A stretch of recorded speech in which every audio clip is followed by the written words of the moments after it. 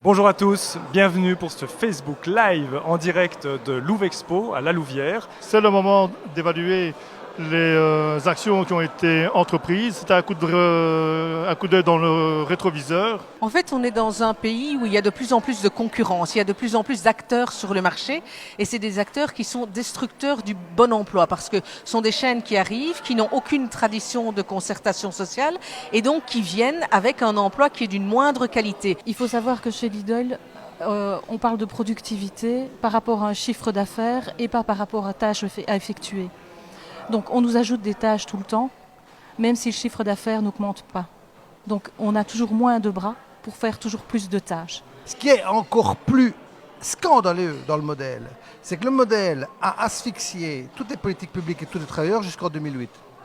Et parce que les financiers et le monde de la finance a complètement déconné avec la crise des subprimes, qu'est-ce qu'on a fait? On a repris des mesures d'autorité publique en faveur du sauvetage des banques et de leur système. Si les 27 États de l'Union européenne luttaient efficacement contre la fraude et l'évasion fiscale, ils pourraient mettre dans les caisses de leurs États 1000 milliards d'euros chaque année en plus. Bonne nouvelle, la crise est résolue. La pire désinformation, c'est sur les femmes.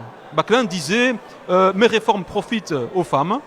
Or, je cite simplement Jean Hendricks, qui est l'expert de droite par excellence, l'expert qui conseille l'EMR, qui conseille la FEB, qui lui-même dit que les mesures de pension de Backlund pour les femmes font payer très cher ces réformes aux femmes. Et donc c'est des pertes aussi qui se mesurent à plus de 100 € par mois pour un bon nombre de femmes.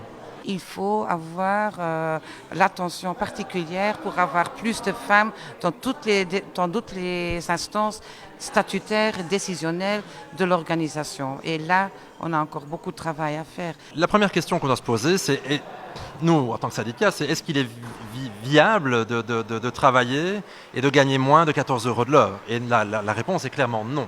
On se rend compte que les politiques qui sont menées actuellement ne fonctionnent pas. Les jeunes restent dans la précarité, restent sans emploi. On a la prétention de dire que le sujet des pensions ne vit pas chez les jeunes. La démonstration a été faite mercredi que ça n'est pas vrai. Les jeunes sont aussi inquiets de leur fin de carrière. Pour le dire très, très simplement, travailler moins et travailler tous et vivre mieux, c'est quelque chose qui est tout à fait faisable. À l'échelle de la société, si tout le monde le faisait, si la semaine de 4 jours était généralisée, il y a des études qui montrent que ça peut créer entre 300 000 et 500 000 emplois. Et puis il y a tous les problèmes des scandales alimentaires. On aboutit aujourd'hui avec une vision industrialiste, si le mot existe, de l'agriculture qui était mise en œuvre en fait au lendemain de la guerre, à une espèce d'échec où demain on n'est pas sûr à un moment donné qu'on va encore être en capacité d'assurer en fait l'autonomie alimentaire. Un autre aspect par exemple c'est Amazon qui est une plateforme mais qui est aussi une entreprise en logistique qui a des énormes entrepôts. Là les travailleurs doivent parcourir 8 km par jour pour aller d'un endroit à l'autre pour faire les colis. Malheureusement ils ont une pression énorme donc ils ne boivent plus. Parce que si tu bois, tu vas aux toilettes et quand tu vas aux toilettes, tu es contrôlé. Ils ont vraiment des sortes de bips accrochés à leur ceinture qui les rappellent à l'ordre s'ils dépassent une pause de plus de 5 minutes.